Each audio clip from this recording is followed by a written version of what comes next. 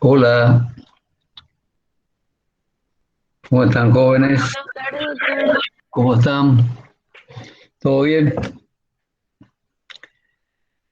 Dígame, en el grupo de ustedes, ¿nosotros ya dimos insuficiencia circulatoria coronaria?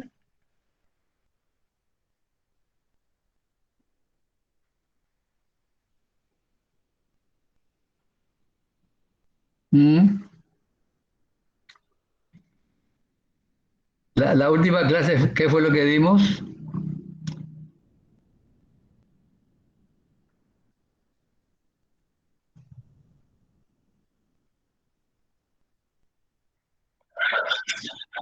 Que dimos la primera parte de insuficiencia coronaria, esas cosas ya lo dimos. Sí, doctor. Sí, ya lo dimos. Perfecto.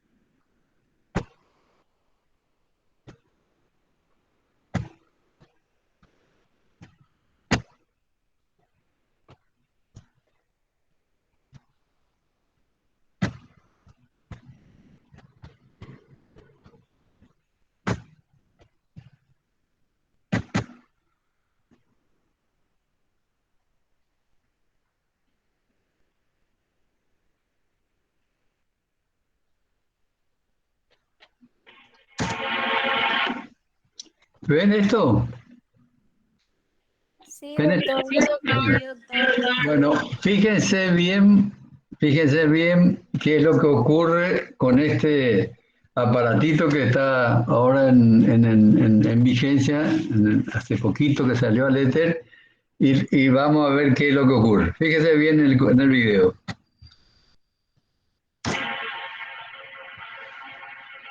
Esta es una arteria coronaria, ¿verdad?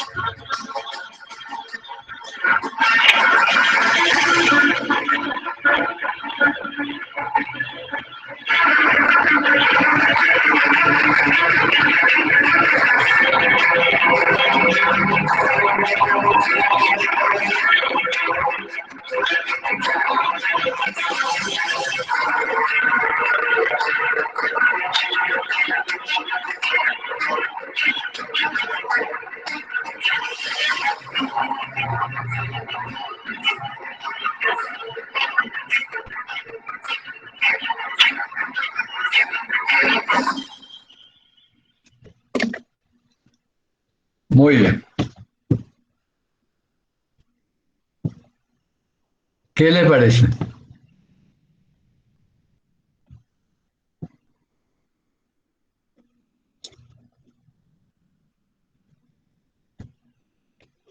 La primera, Espectacular, doctor. la primera pregunta es, ¿qué es lo que realiza este instrumento?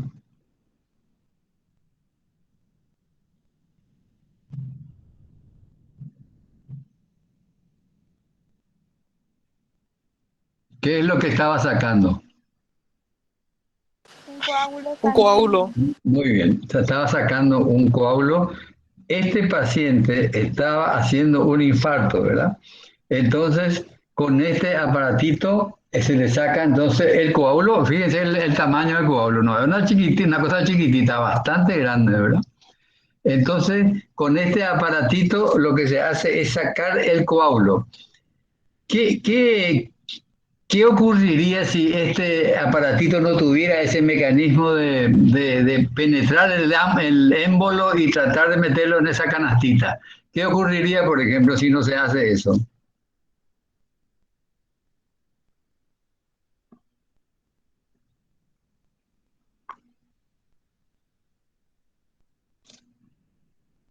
¿Mm?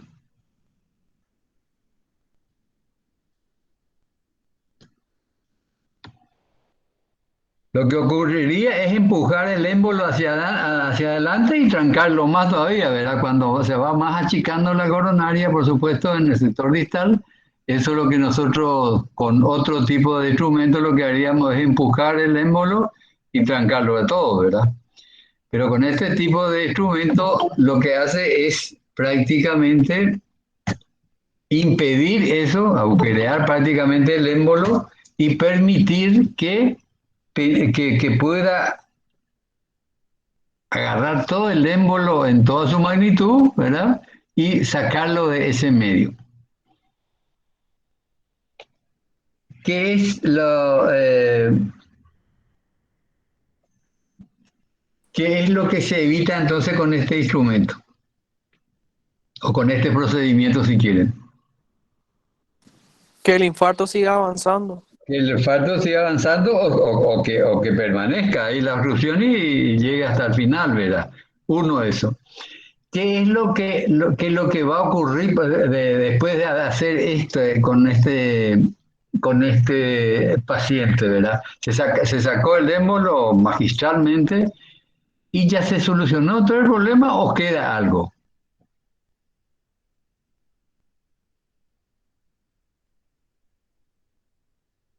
Fíjense que, acuérdense ustedes que esto se originó a través de una placa de ateroma y compañía que obstruyó. Esta obstrucción llevó a la activación de las plaquetas, y esa activación de las plaquetas es lo que formó estos trombos, ¿verdad? Entonces, se sacó con el aparatito este muy bien la trombosis. ¿Qué queda del terreno? ¿Que el paciente ya está sano o puede volver de vuelta a hacer otra trombosis? Anticoagularle al paciente. Sí, señorita, en el momento ahora sí hay que anticoagularlo, ¿verdad? Pero digo, en el futuro de él, ¿qué ocurriría? O sea, ¿ya no volvería a hacer una trombosis este paciente o no? Corre el riesgo otra vez. Sí, señorita, muy bien. ¿Por qué? Si es que no cuida esos hábitos que conllevaron a eso. Sí, ese es uno, pero nuestra pared arterial, ¿cómo quedó? ¿Quedó sanito, limpito la pared arterial?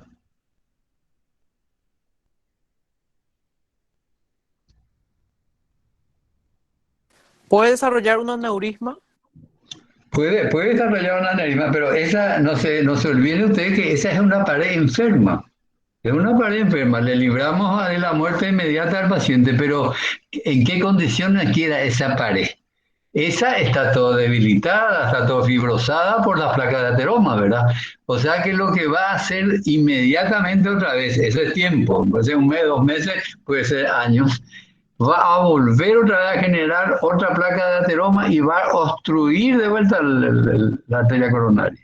Eso es lo que hay que meterse en la cabeza. ¿Qué se hace para evitar eso?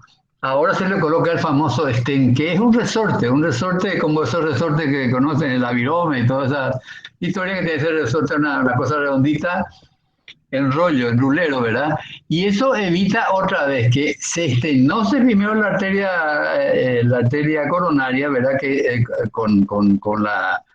con la flexibilidad que tiene o la dureza que tiene la arteria, puede obstruir, o sea, se estenosa en primer lugar, queda estenosado ese lugar donde salió la placa y prácticamente eso otra vez vuelve a ocluir y se repite de vuelta el infarto. Entonces, este aparatito lo que limpió todo era la embolia que ocurrió, pero queda nuestra arteria coronaria, ¿verdad? Enferma, con posibilidad de hacer de vuelta, entonces, otra nueva trombosis. Ese es, digamos, lo que le faltaría para continuar. ¿Qué se le hace entonces? En primer lugar, se le coloca el stent. Con ese stent bastante tiempo otra vez sigue marchando bien el paciente, pero hay que colocarle entonces ese stent para que no vuelva otra vez a hacer su obstrucción. Eso es el concepto que quiero que se metan bien en la cabeza porque esto es el tratamiento actual de un infarto cardíaco o de repente una embolia que no llegó a generar todavía un infarto, pero podemos evitar entonces que se produzca un infarto. Porque otra metodología, ¿cuál sería la otra metodología o lo que se usa hasta ahora, por ejemplo? Y que nuestro país se usa hasta ahora, ¿verdad? Estamos hablando de países de tercer mundo, perdón, de primer mundo. Entonces, ¿qué es lo que nosotros hacemos acá, por ejemplo, en este momento? Cuando se produce ese trombo a nivel de la arteria coronaria. ¿Cómo evitamos nosotros que eso, digamos, empeore el cuadro? ¿Cuál es el mecanismo que tenemos? No me digas nombre de droga, sino que más o menos qué es lo que podemos usar. ¿Cómo podemos nosotros destruir el, el- el- este paquete de trombo? Con anticoagulantes, doctor. Sí, señorita, con anticoagulante, en primer lugar, ¿verdad? Y después, ¿cómo podemos, anticoagulante, podemos pedir que se vaya formando, inclusive que algunas se disgreguen un poco ese émbolo? ¿Cómo le podemos, más o menos, cómo destruir?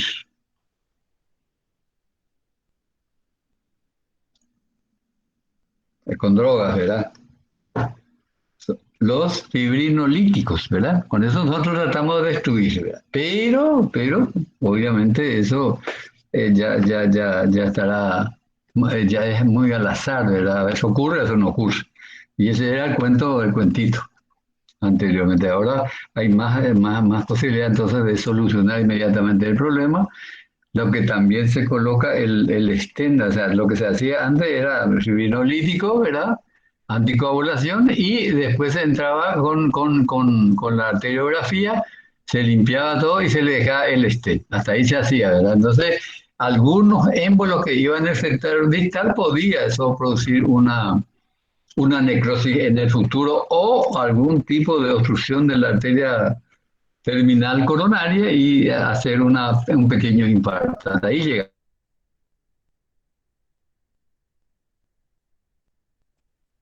de este instrumento y que lo que a mí me interesa es que ustedes se den cuenta de la fisiopatología de la obstrucción coronaria. Eso, obviamente, como alguien dijo, bueno, ¿de qué va a depender la nueva formación? Dijimos, en in situ es de que se vuelva a formar otra placa de ateroma, ¿verdad?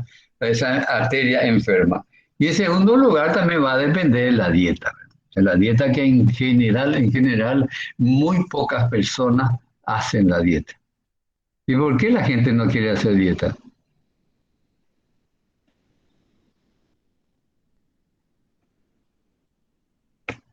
¿Mm?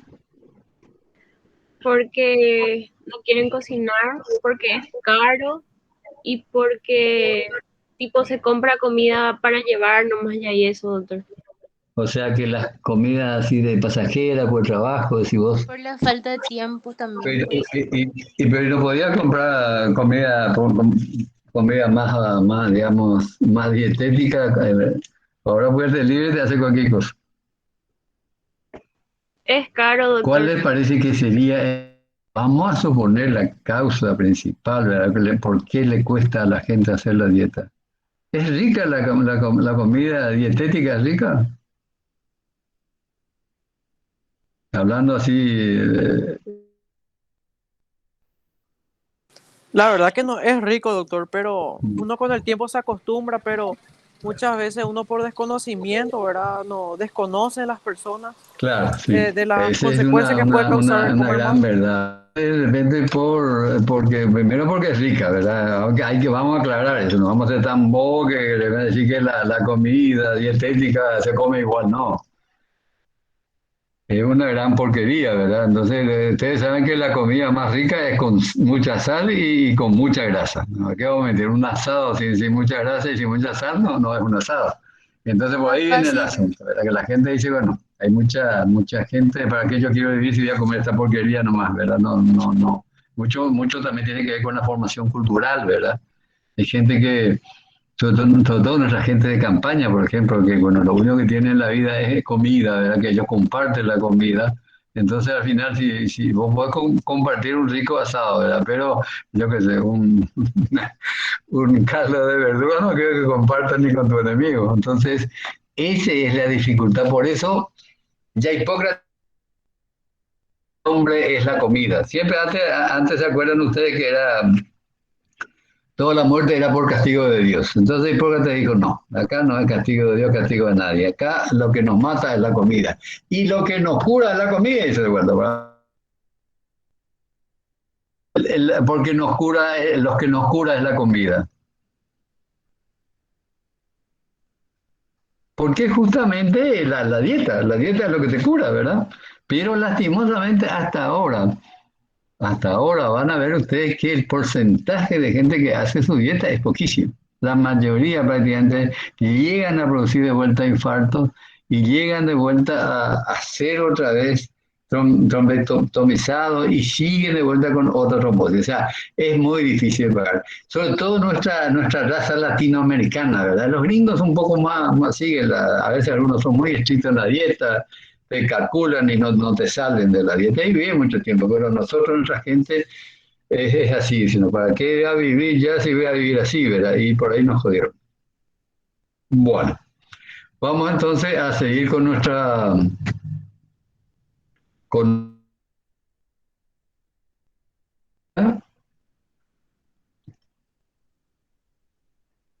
y yo creo que nos quedamos más o menos.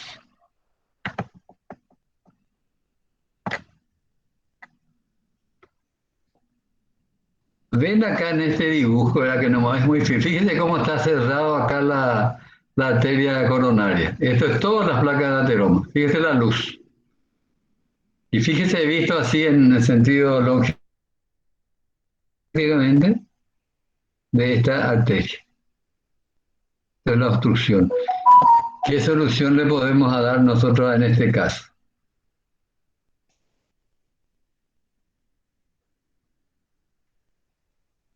¿Qué podemos hacer con esta arteria para solucionar el problema?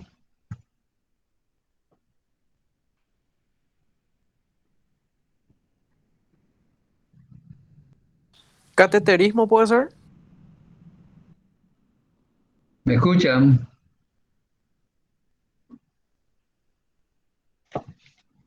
Hola.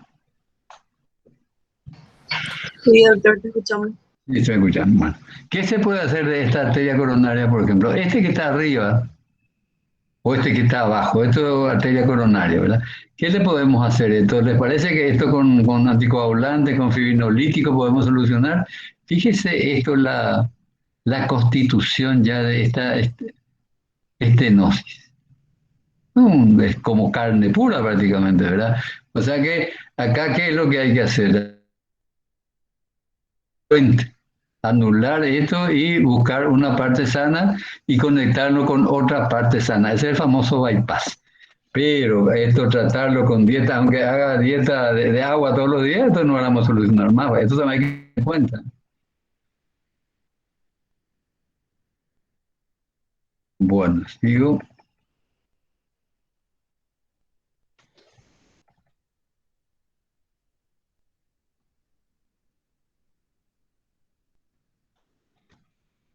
Acá lo que vamos a entrar ya vamos a clasificar ya nuestra cardiopatía isquémica.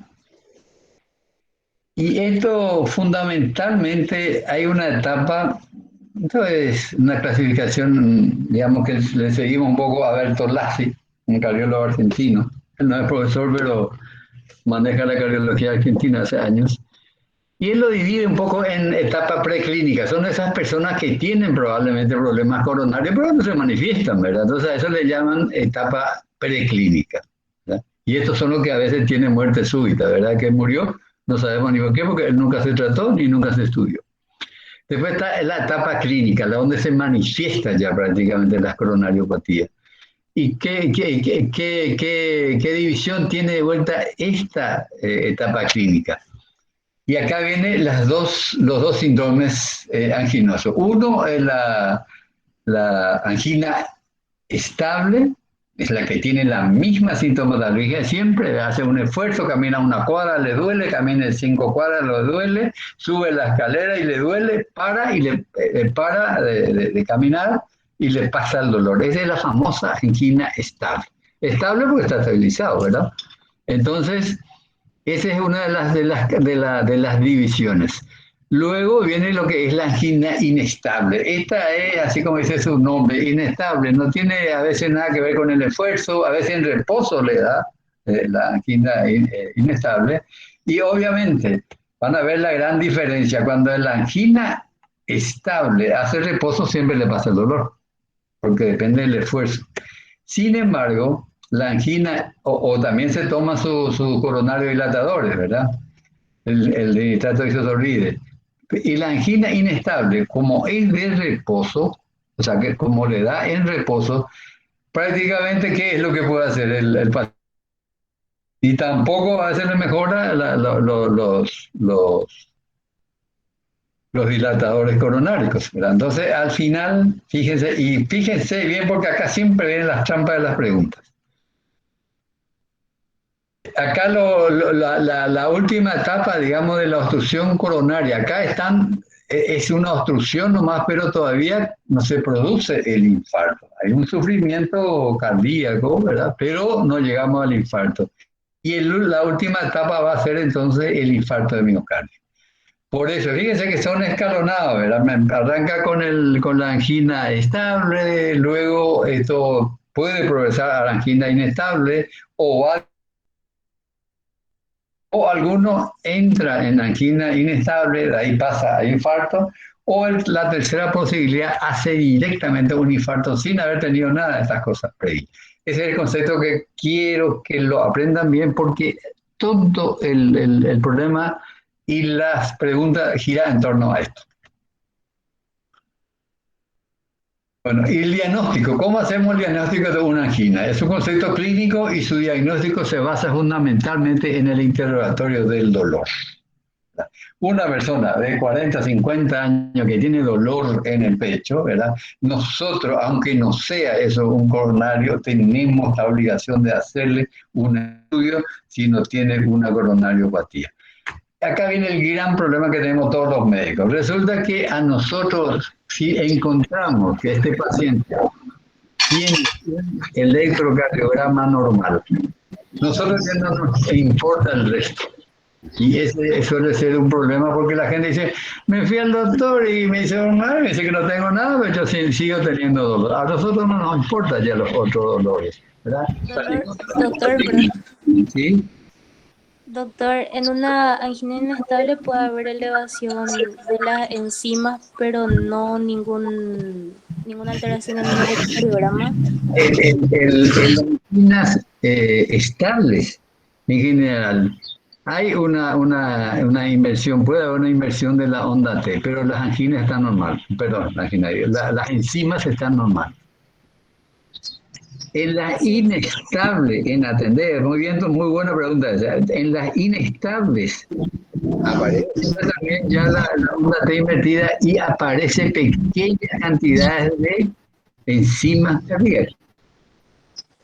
Por eso que prácticamente la angina inestable es una suerte de intermedio, un síndrome intermedio entre una angina estable y el infarto. Y en Mi el infarto, angina, mi sí. angina inestable, doctor, se puede también relacionar con un paciente que tenga cuadros de fibrilación auricular. O sea que vos decís que una fibrilación le lleve a la angina inestable, ¿eh? Sí, ¿O cómo? sí, puede La- llevarle. no, siempre las anginas tienen que ver con obstrucción de la arteria coronaria. Que le agrave otros factores, la dieta, la edad, la herencia, los fenómenos cardíacos, las taquicardias o las arritmias, son agravantes, pero la forma que se inicia siempre es por una placa de ateroma, por arteriosclerosis que sigue el proceso. Eso es así. O sea que sí, por eso que ustedes, por ejemplo, jóvenes, no pueden tener una angina. ¿Por qué? Porque no tienen placa de ateroma. Ahora, arritmia van a tener montones. ¿Está? Sí, doctor, gracias.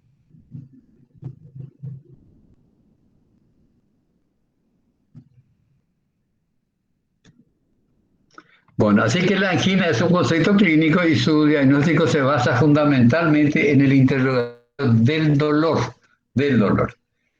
Cuando las características de este sugieren su origen coronario, es necesario establecer el tipo de angina, o sea, si es estable o inestable, así como las exploraciones indicadas para... Una de las cosas que siempre ustedes tienen que, ya cuando hablamos de un paciente o una paciente de 40 para arriba, cuando tiene un dolor precordial, siempre hay que pedirle ya un electrocardiograma, ¿verdad? Probablemente sea por problemas familiares, emocionales, nerviosos, no importa, ustedes tienen que hacerle eso, porque a veces ocurre que no le damos mucha importancia porque sabemos que tiene un problema familiar y debe ser por ahí, no. Hay que hacerle siempre y con el electro normal en la mano nosotros podemos entonces decir, bueno, esto, tu corazón está bien, debe ser otra la causa. La angina de pecho es la forma inicial de presentación en aproximadamente el 45% de los pacientes. 45% de los pacientes cardíacos se presentan con una angina de pecho. Y el infarto de miocardio en el 42%, o sea que arrancamos casi juntos. Tanto la angina, el dolor precordial como el infarto dan casi en el mismo porcentaje, 42 con 45. ¿No?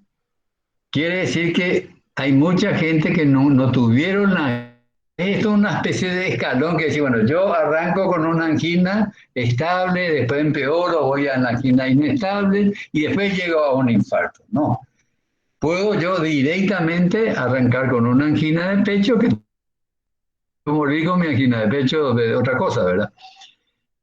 Y lo mismo que el infarto. Yo puedo arrancar directamente por un infarto, ¿verdad? Y bueno, o sanarme o morir. O de repente también puede producir una muerte súbita, ¿verdad? En el caso de que, bueno, nadie sabía de ningún tipo de enfermedad que yo tenía y resulta que aparezco muerto. En ese caso, eso es una muerte súbita, ¿verdad? Y que después se va a demostrar que había sido cardíaco. En general, para que se acuerden, ¿verdad? La muerte súbita se produce por dos cosas. Por el corazón, en el 90% es cardíaco y la hemorragia cerebral. O sea que hay forma de distinguirlo, la forma de la muerte, ¿verdad? Cuando es muerte súbita, sí podía ser un infarto o podía ser una hemorragia cerebral. Pero en general se considera que la muerte súbita es por problema cardiovascular. Recapitulando entonces, la angina de pecho se presenta en general en los pacientes en un 45% de los pacientes cardiópatas. Arranca con un parto directamente en un 42% y en un 13%, ¿verdad? Que directamente fallece ya de ese problema. que sería la muerte súbita. Y la característica que define el dolor coronario, que es lo fundamental. Acá vamos a entreverar ahora con semiología, que lo vamos a dar también ahí, ¿verdad? El tipo del dolor, ¿verdad? Que es importante el tipo de dolor. Y la característica de los dolores coronarios son que aparece con el esfuerzo, o con las emociones, o con la rabia, ustedes quieran, pero algo motivó el dolor. No le arrancó el auto, se fue a empujar el auto y con ese esfuerzo ¡bum!, empezó a doler, se quedó ahí quietito, apoyo. Ese es dolor típico coronario. La localización, por supuesto, es precordial, ¿verdad? La irradiación es hombro y brazo izquierdo y hasta la mandíbula. Y la duración, acá también empieza el problema. En general, los dolores anginosos tienen un promedio de 10 a 15 minutos de duración, ¿verdad? Porque reposó el paciente y le pasó, o porque tomó su pastillita sublingual, el de nitrato de hidrosoride, y le pasó. Sin embargo, acá empieza la diferencia. Inestables duran un poco más de 20 minutos a veces, ¿verdad? Y un poco más también. Y los infartos ya duran más de media hora. Y no mejora, ¿verdad? Con el reposo, con la pastilla, con nada mejora. Esta es la diferenciación que nosotros semiológicamente podemos hacer de un paciente cardiópata. Y también los factores desencadenantes, ¿verdad? Por ejemplo, ¿cómo que para producirle tanto dolor o por qué de repente llegó a ese grado? Y las circunstancias que lo alivian, que ya lo dijimos, el reposo o la consumición de comprimidos, etcétera, etcétera.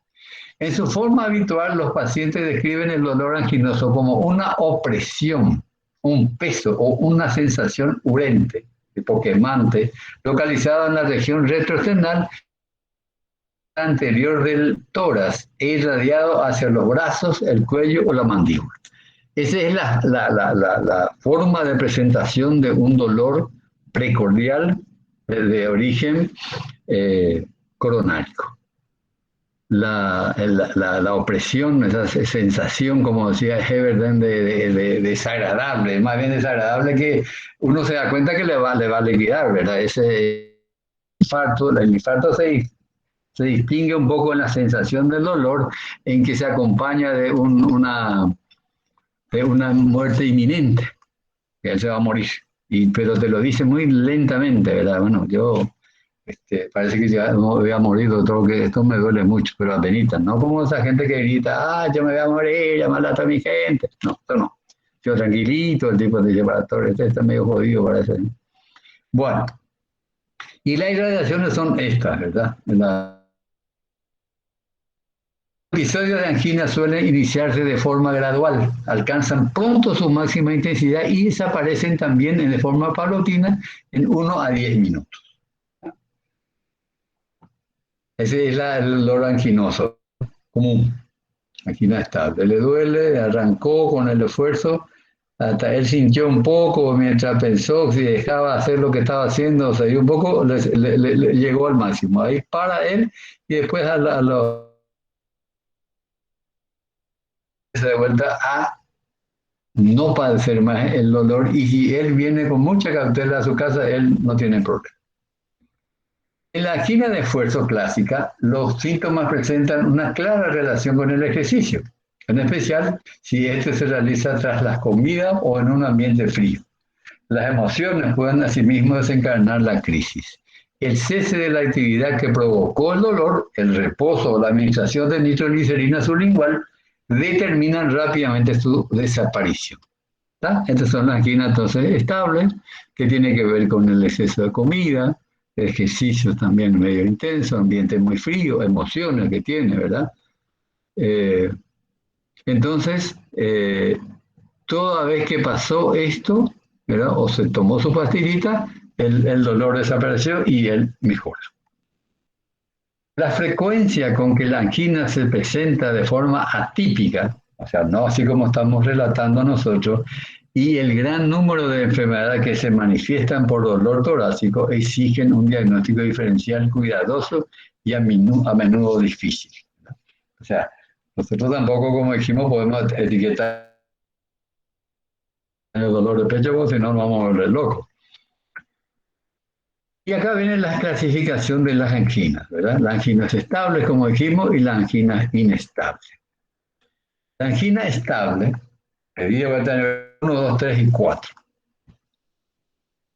Y esto, para que se acuerden ustedes, y la forma más fácil es que en el grado 1 casi el paciente es normal. Esto, como le suelo yo decir como ejemplo, que si uno sabe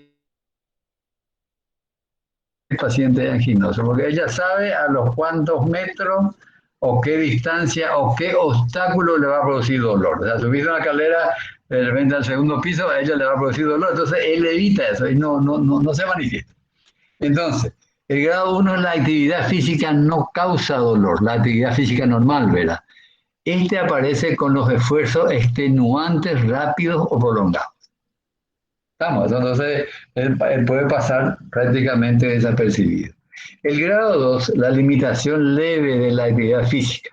El dolor aparece al caminar con paso normal, 2 o más travesías, o sea que sería 2 cuadras más o menos, o subir más de un piso en la escalera. Ese sería el grado 2, pero con un relativo esfuerzo ya.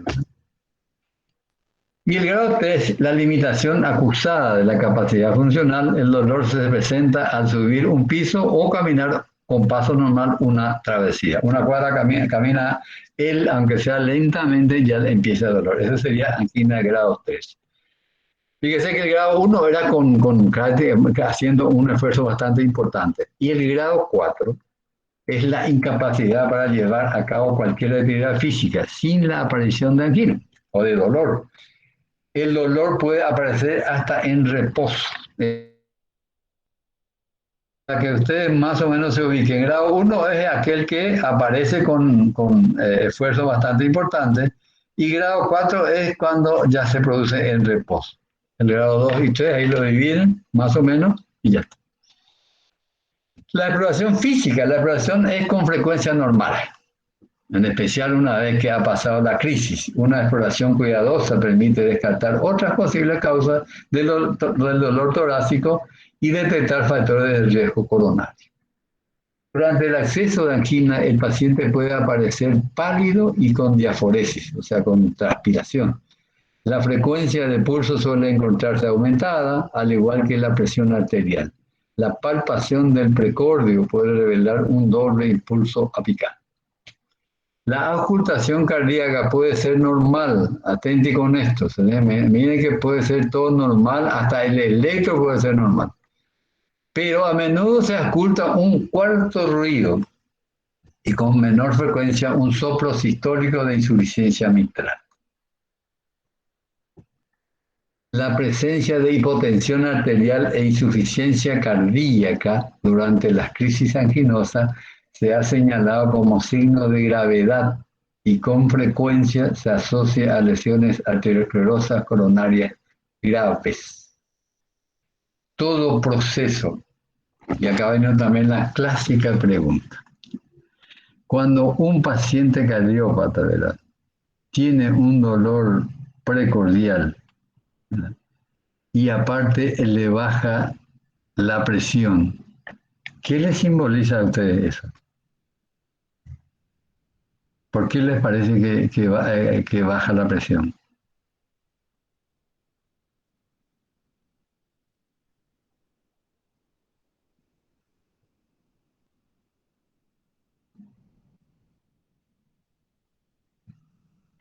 Y esto a veces es difícil de tratar.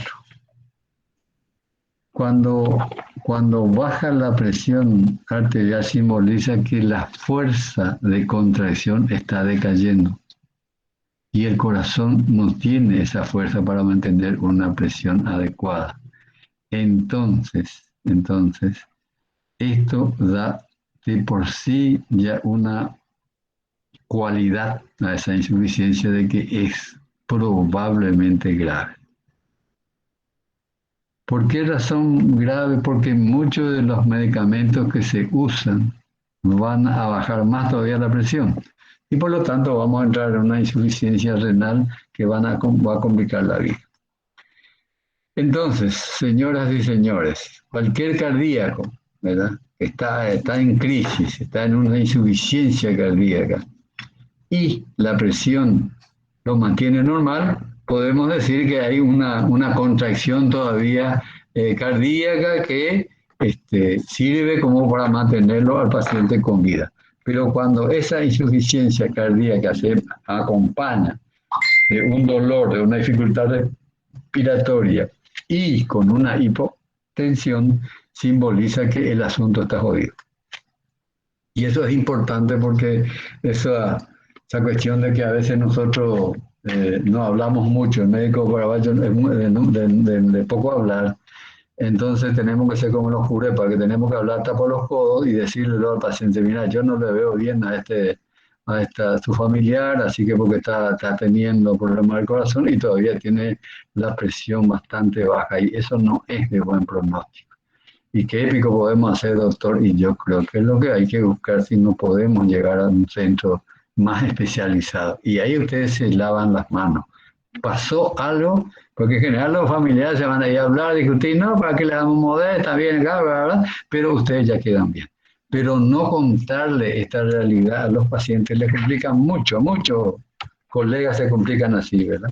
Y se cumplía por no haberle comunicado, porque ellos dicen, pero como digo, si estaba bien, hablaba bien, se va a morir, ¿verdad? No. Paciente que tiene problemas cardíacos, ojo que a veces muere sin esperar, muere sin esperar, no es como otras patologías. Bueno, incluso afección del tronco principal de la coronaria izquierda con isquemia de una amplia zona de miocardio, todos estos signos remiten a desaparecer el dolor. Bueno, acá tenemos nosotros la probabilidad prepueda, o lo que es lo mismo, el riesgo de padecer una enfermedad coronaria depende de la edad, el sexo y las características del dolor torácico.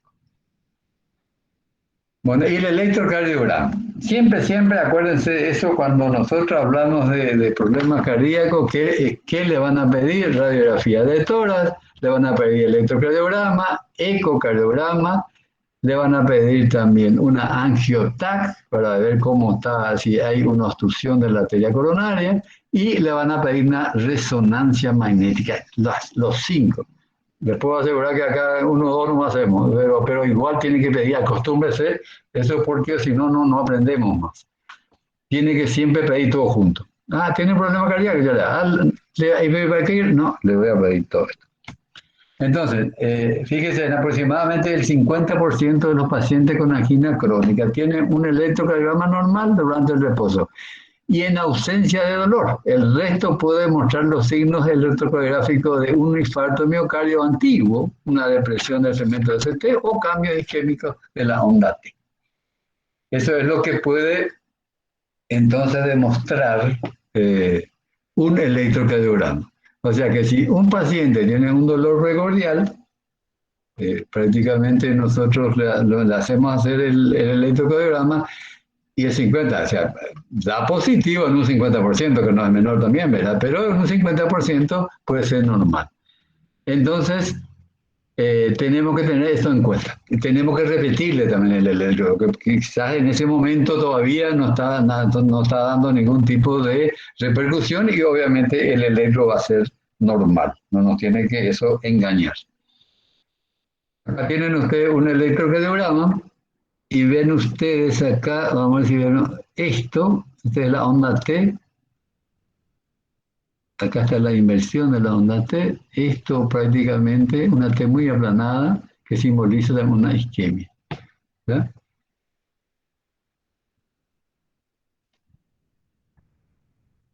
La ergometría. Bueno, resulta que la ergometría, ¿a quién le suplanta? Al esfuerzo, ¿verdad? Porque, como dijimos nosotros, el corazón, si vos le haces un electro a una persona que no está haciendo ningún esfuerzo, prácticamente no se va a manifestar. Para eso entonces está la ergometría. Y la ergometría existe cintas, existe también bicicleta, le hace un esfuerzo y ahí le hace el electrocardiograma. ¿Qué peligro tiene de hacerle a un paciente una ergometría? ¿Qué puede suceder?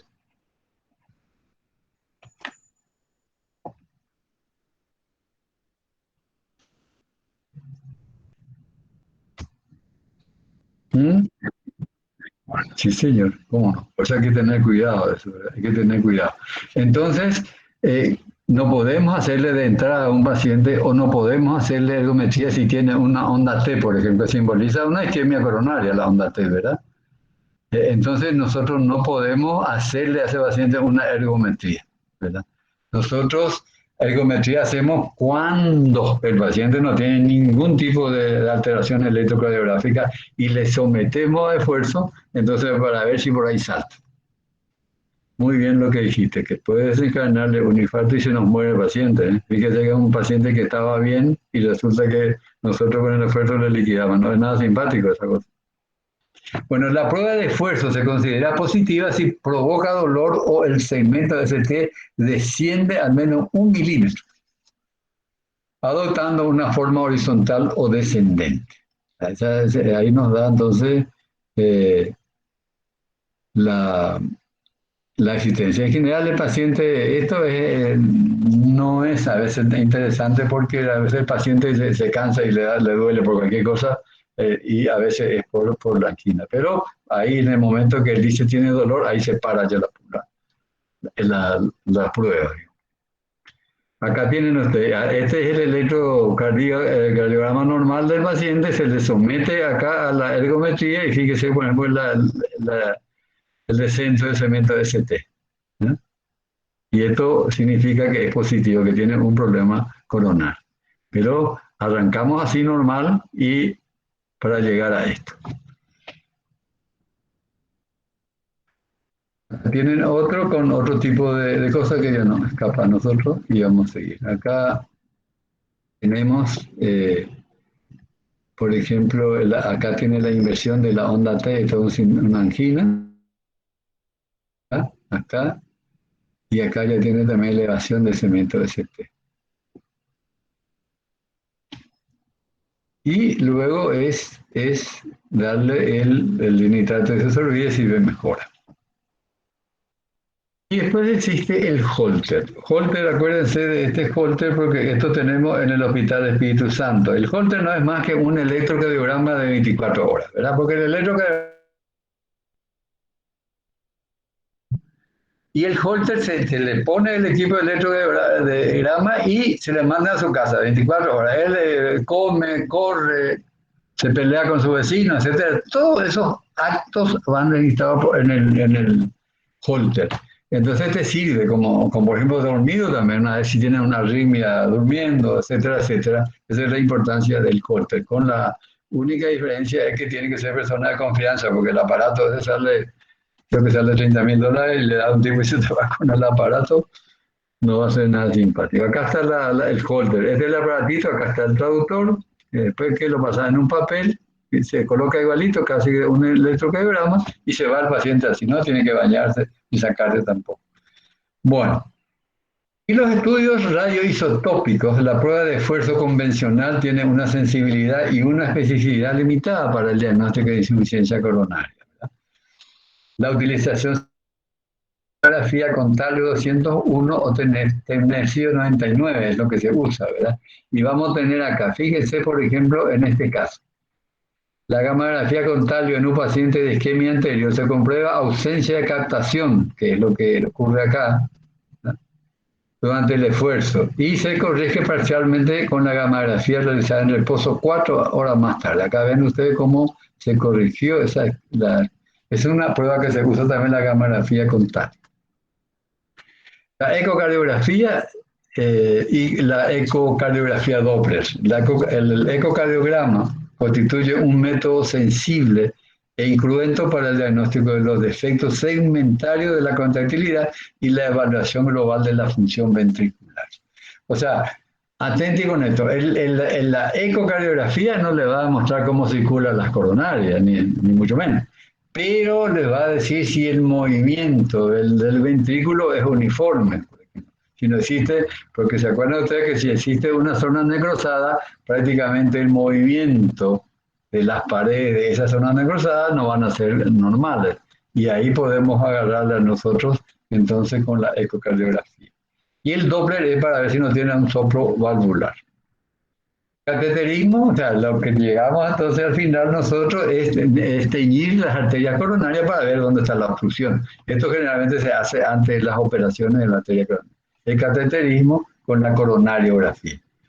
Mediante la pacificación del ventrículo izquierdo y de las arterias coronarias, el cateterismo cardíaco permite el análisis de la función ventricular y el conocimiento del grado y la extensión de las lesiones coronarias, ¿verdad? Esto es lo fundamental y esto hay que saberlo de memoria. ¿Para qué sirve el cateterismo cardíaco y la coronariografía? Para ver cómo están los ventrículos y fundamentalmente el árbol coronario, cómo está, dónde hay obstrucción, dónde no hay, etcétera, etcétera, y cuántas obstrucciones hay también.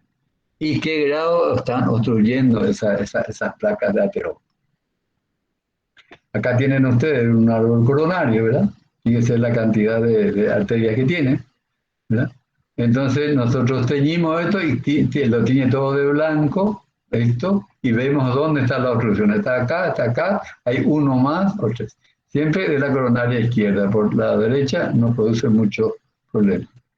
Acá tienen ustedes una tinción, esta es una arteriografía, para ver si hay una obstrucción de las coronarias. Acá aparentemente no hay. Acá ven ustedes más o menos por este sector.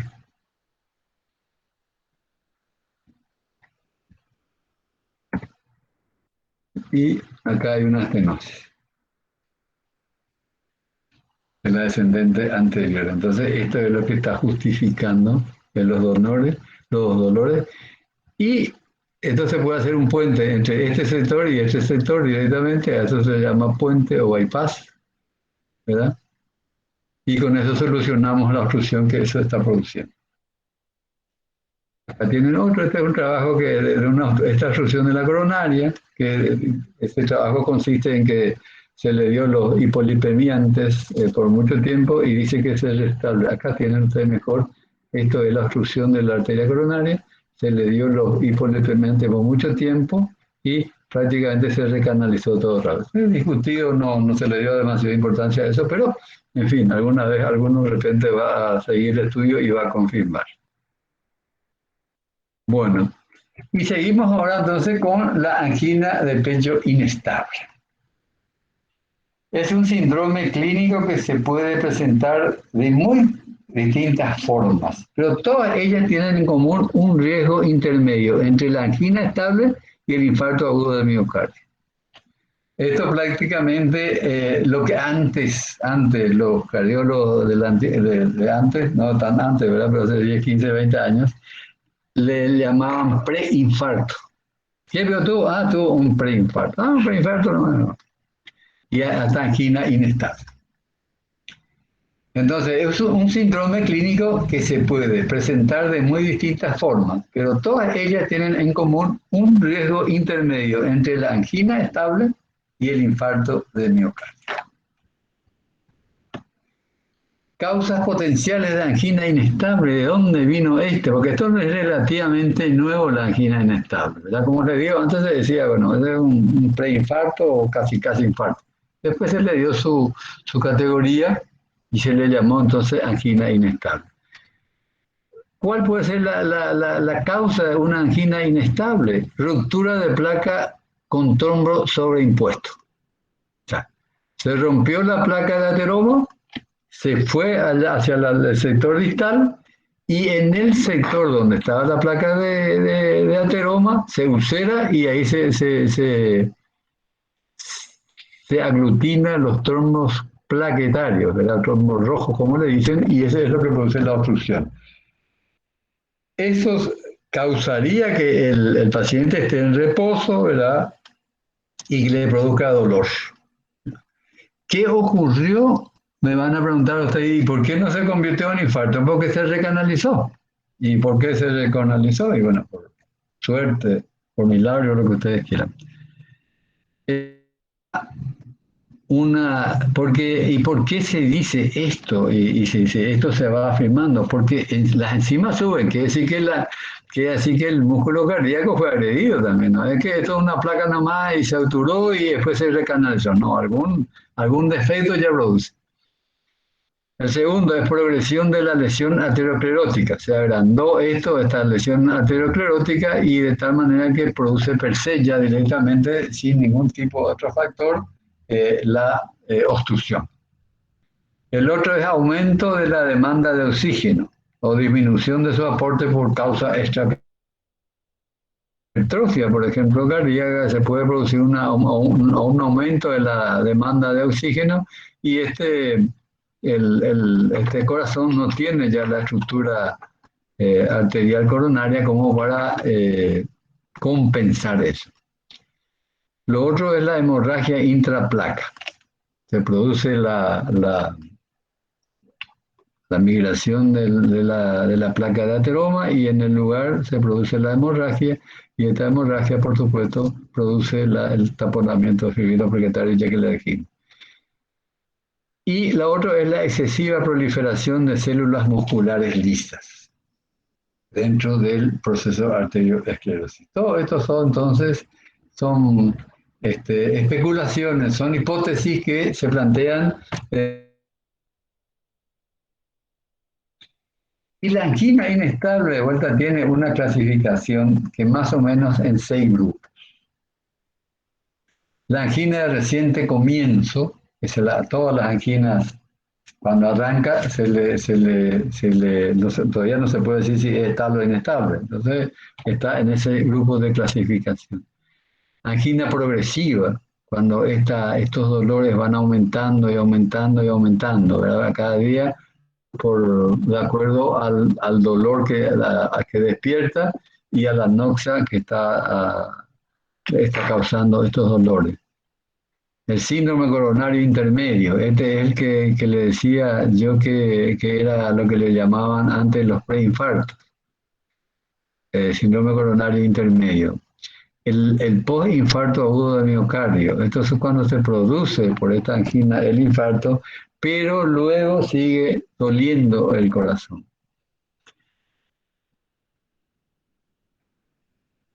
Se animan a decirme por qué de repente cuando se produce un infarto, una obstrucción de una arteria doliendo, ¿cuál sería la causa de que él siga doliendo el miocardio? ¿Cuál sería una hipótesis, por ejemplo?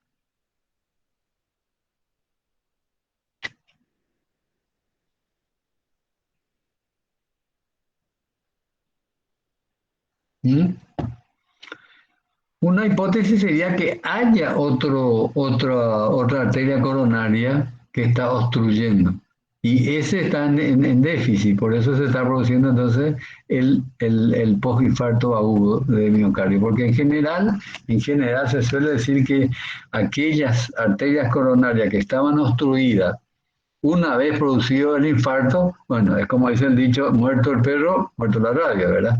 Entonces ya terminó el dolor.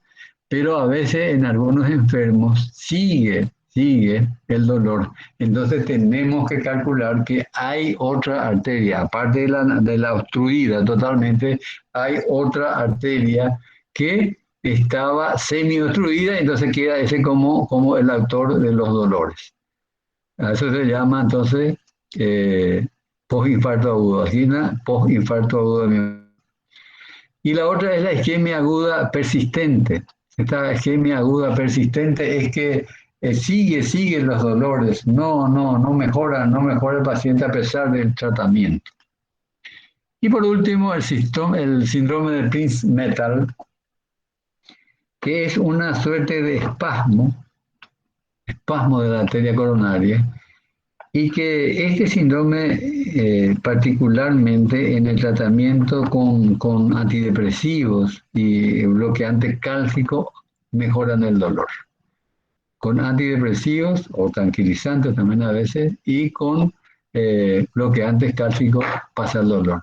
Y electrocardiográficamente a veces da algún tipo de signo de isquemia, pero en general tampoco da muchas mucha expresión electrocardiográfica. Ese es el síndrome entonces de Prince-Metal, que si bien no es muy frecuente, suele ocurrir también y es parte de las anginas inestables.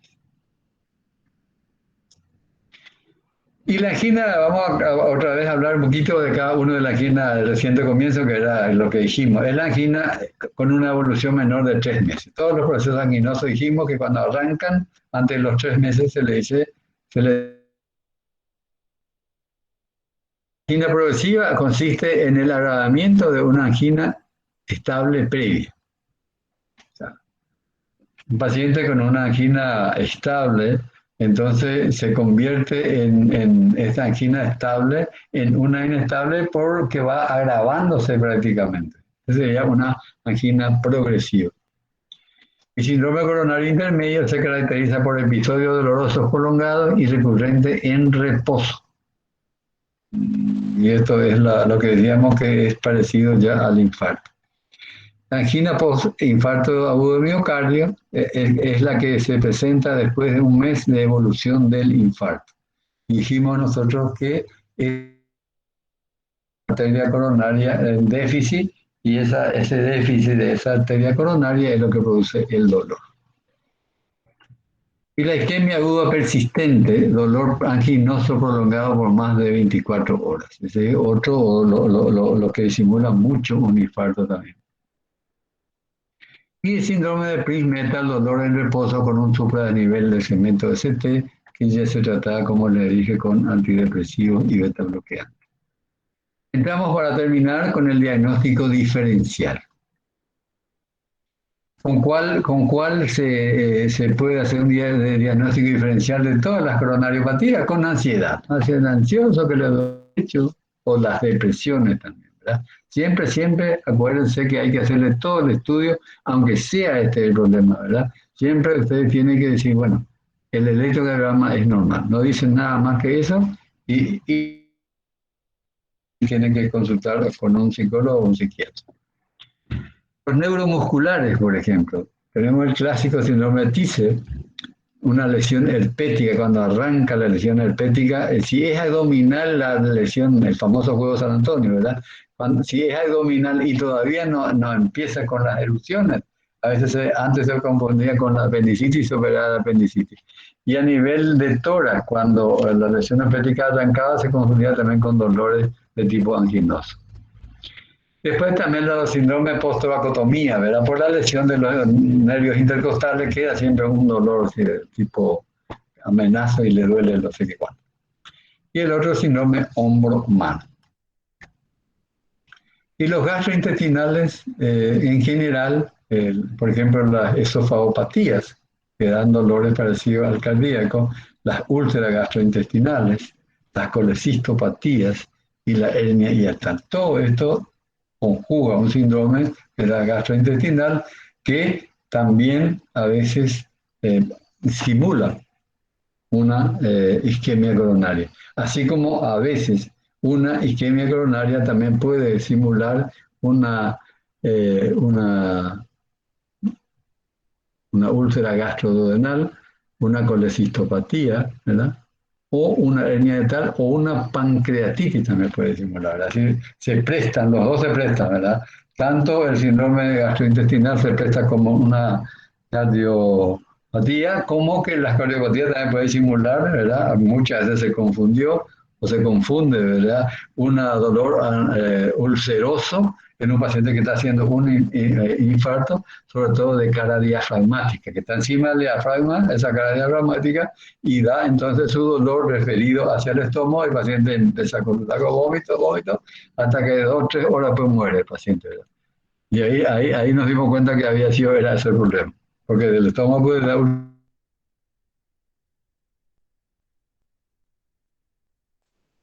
el neumotórax también, y el tromboembolismo también pulmonar que duelen. Estos son entonces los otros diagnósticos diferenciales probables de una cardiopatía isquémica. Bueno, señoras y señores, hemos llegado al final. Espero que no se hayan cansado demasiado. y nos vemos el próximo lunes dentro de 15 días. ¿Alguna pregunta?